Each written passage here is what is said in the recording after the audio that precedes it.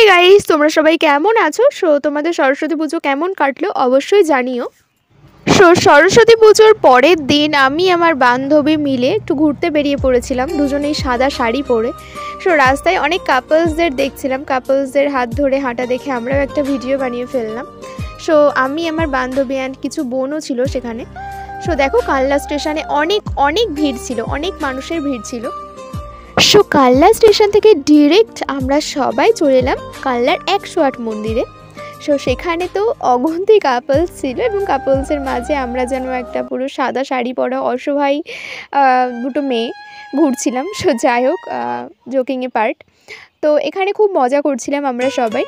দেখো, এখানে এই মন্দির থেকে এবং সামনের যে মন্দিরটা, এখানে তো কাপলসরা পুরো সারি হয়ে সুন্দরভাবে বসেছিল, খুব ভালো লাগছিল ওদের দেখতে। যাই হোক, এখানে কিছু মজা করার পরে, কিছু পিকচার্স অ্যান্ড ভিডিও করার পর আমরা চলে এলাম প্যান্ডেলে। প্যান্ডেলগুলোতে প্রচণ্ড ভিড় ছিল এবং খুব সুন্দর, আর রাস্তাতেও কাপলসের ভিড়ে পুরো যাওয়া যাচ্ছিল না, এত কাপলস ছিল রাস্তাতে।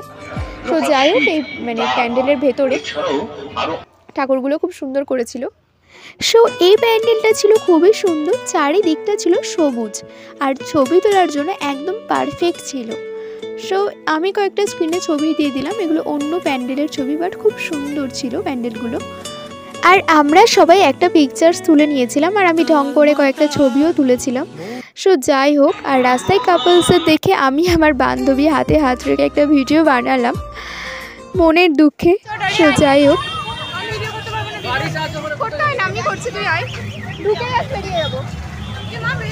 এখানে দেখো, প্যান্ডেল ঘুরতে ঘুরতে ডলি বলছে আমি ভিডিও বানাতে পারবো না। আমি বলছি তোকে বানাতে হবে না, আমি বানিয়ে নেব, জাস্ট প্যান্ডেলে ঢুকেই বেরিয়ে যাব।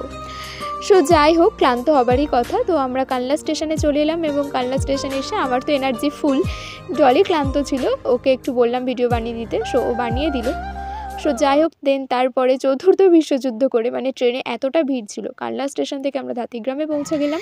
ধাতিগ্রামে পৌঁছানোর পর আমরা যে যার বাড়ি চলে গেলাম। টাটা গাইস, সবাই ভালো থেকো।